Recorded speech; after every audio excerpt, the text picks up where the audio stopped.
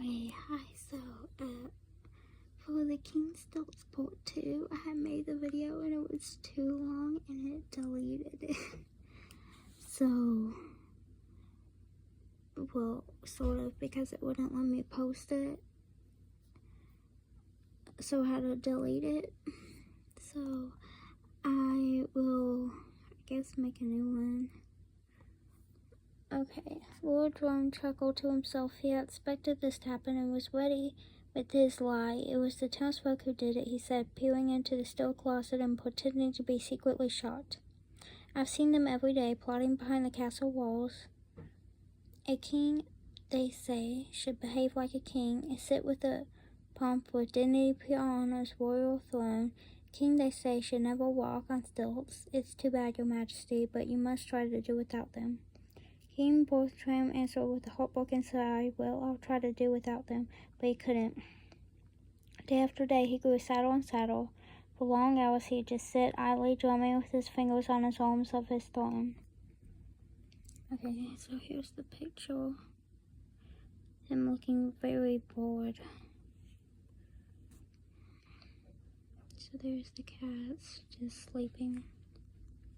Couldn't keep his mind on his work. His command super patrol cat sounded feeble and faint. The cat seemed to know it and wouldn't obey. Day by day, they grew lazier and lazier, unclummed and unbrushed. They slept most of the day and grew. No one bothered to put their PC badges on them. For the chasers of the nizzles, they weren't worth a thing. Oh yeah. So here's the birds. Day by day, the nizzles grew bolder and bolder. They cackled and fluttered over the dike trees. They flew down and almost seemed to sneer at the lazy sleeping cats. So everybody's wondering what's happening. The townsfolk began to feel frightened. Housewives couldn't keep their eyes on the housework. They heard nizzles flapping over the rooftops and poked their head out for a look. If the cats don't keep those nizzles away from our dike tree, asked one another, what will keep the ocean back out of our land? Bootmakers couldn't keep their minds on the boots. Goldsmiths couldn't keep their minds on the gold. Cart drivers couldn't keep their minds on where they were going. They stopped their carts on the road and talked in low, excited whispers.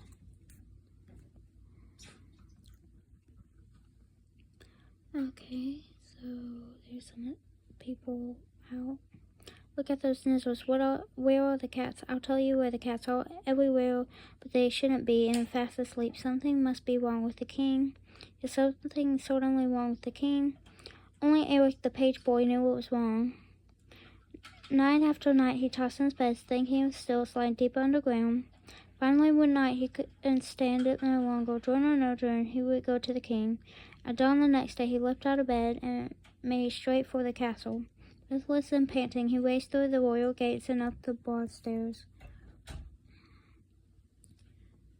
The king was strolling sadly on the terrace of Lord Drone and the two guards. Eric rushed up. He must tell the king or the drone or no drone, he was going to stop. Lord Drone saw him coming and stepped quickly forward. Imprudent boy, what are you doing here? But before Eric could answer, he pushed past him to the king. Lord Drone grabbed him. He looked at Eric sharply, and suddenly, in the corners of his mouth turned up with a grin, a shrewd, evil grin. Your face, he said. What's wrong with my face? With your face? My face? Said Eric. He rubbed his hand over his forehead. It was merely hot, moist for running. Nothing is wrong with my face. It's red, said Lord Drone with the sly look he always had when he lied. It's awfully, awfully red. Measles, he shouted. Oh, guards, take him away. Lock him up. I haven't measles any more than you have, shouted Eric. It's a trick, a nasty, ruinous trick. Let me talk to the king. But they dragged poor Eric, frightening and kicking, away from the king and down the castle stairs. Okay, let me pause this for It's red, said Lord Drone with a sly look that he always had when he lied. It's awfully, awfully red. Measles, he shouted. Oh, guards, take him away, lock him up. I haven't measles any more than you have, said Eric. It's a trick, a nasty, ruinous trick. Let me talk to the king. but they dragged poor Eric, frightening and kicking, away from the king and down the castle stairs. Right. So there they are. He's trying to get him away from the king. 5 minutes later, Eric found himself locked up in an old, deserted house at the edge of the town. From the second-story window, he could see 2 guards, spears crossed, just below him, barring the door. Through the roof, he could hear the noises of the Nizzles. The beats were hard as iron and scratched through the air. Eric shuddered. There must be a way to escape. Round and round the room he paced, thinking and thinking. He went to the window, looked down again. Then he whistled softly. He had an idea. Okay, there he is. The guards.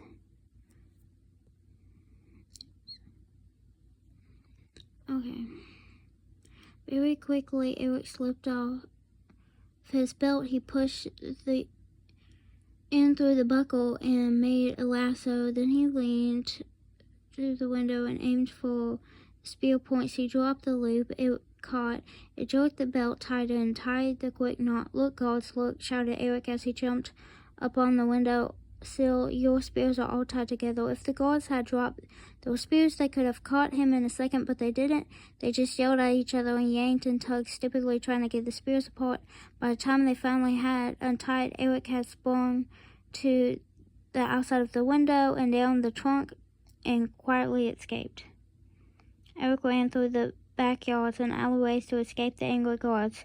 The streets were deserted, no people at all. They were all at home, trembling with the window shades pulled down. They were full of chittering, chattering of the Nizzles. They were cutting through the clouds like flying black knives, flying nearer, flying lower down to earth to eat the dark tree roots, soon to let the sea pour in. Eric ran.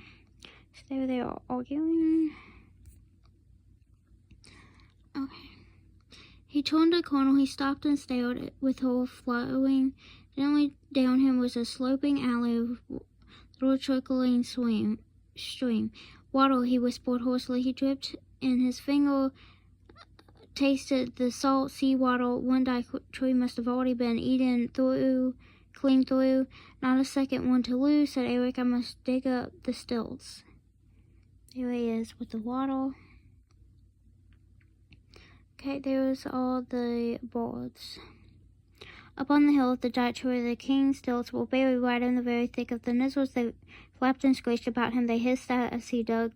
Gleech, gleech, snarled the Nizzles. Gleech, you too, snapped Eric, furiously pelting them with fistfuls of mud. The harder they fought him, the faster he dug. His fingers touched the stilts. At last he pulled them from the ground, stilts bouncing on his shoulder again. Eric ran. The road to the castle took him back through the town. The streets were still deserted. Okay, so he's digging. Okay, there's the stilts.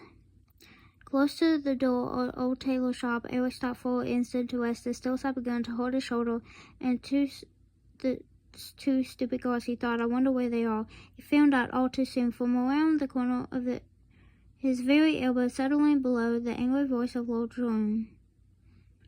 The guards. You guards indeed. You little pipsqueak little boy, tie up your spears, dunderheads. Search every street, search every house. Eric heard the chatter of their heavy hobnail boots. No time to run, nowhere to hide. Wait. Those closing the tailor shop. Eric ducked inside. An instant later, Lord Jerome and his guards appeared. Around the corner, search for that tailor shop first, commanded Lord Jerome.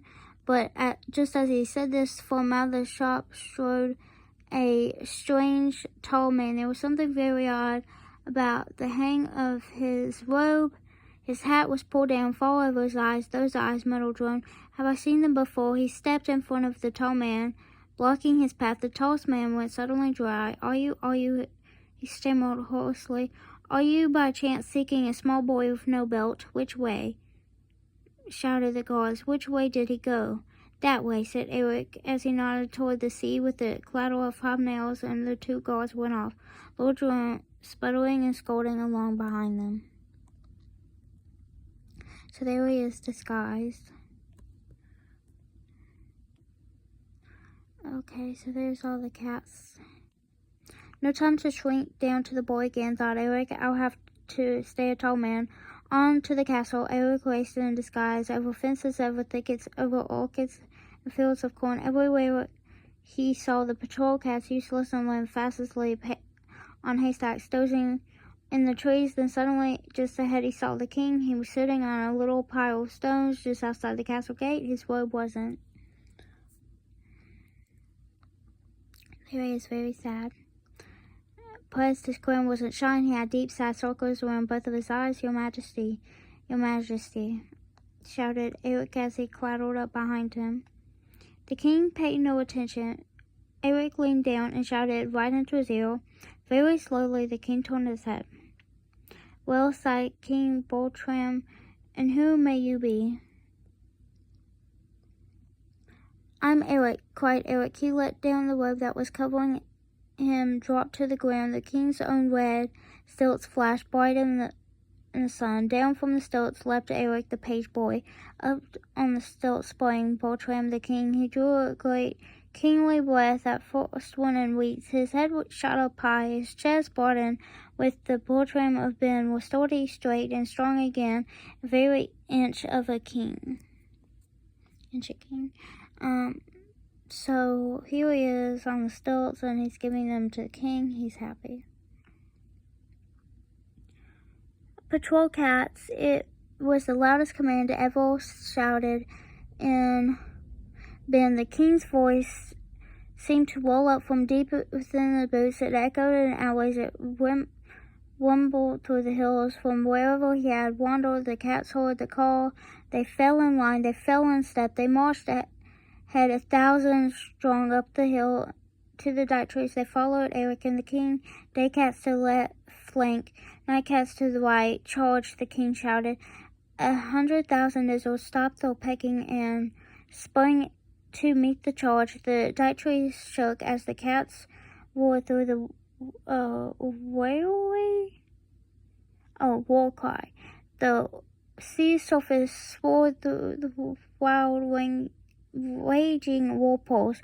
The noise was heard in Samba land, 500 miles away. The fur flew fast, but the feathers flew faster. It took only 10 minutes. The kingdom was saved. The townsfolk stopped trembling indoors behind the window shades. They rushed out from their houses and filled the air with chills. So there was the cats running around. Okay, so there's the king on the stilts with the balls and stuff.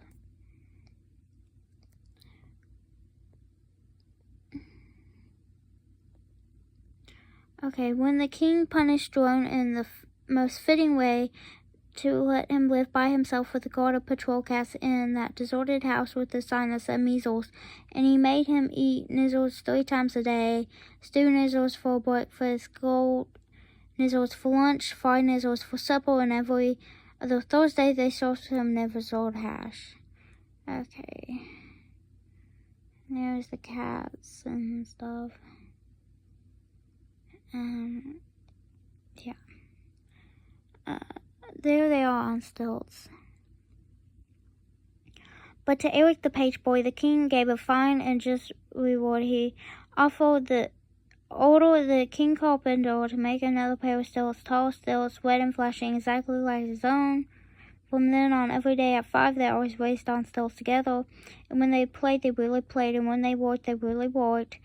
The cats kept the nizzles away from the dike trees, and the dike trees kept the water back out of the land. Okay, so that's all these books that he wrote again. Okay, so there was just a web page, and there was the crown. There's the other crown in a different color, and I did not read. And I think I might have even read that for more because I read it twice because the thing did not want to work the first time. So yeah, I'm gonna make another video so I don't run over, okay?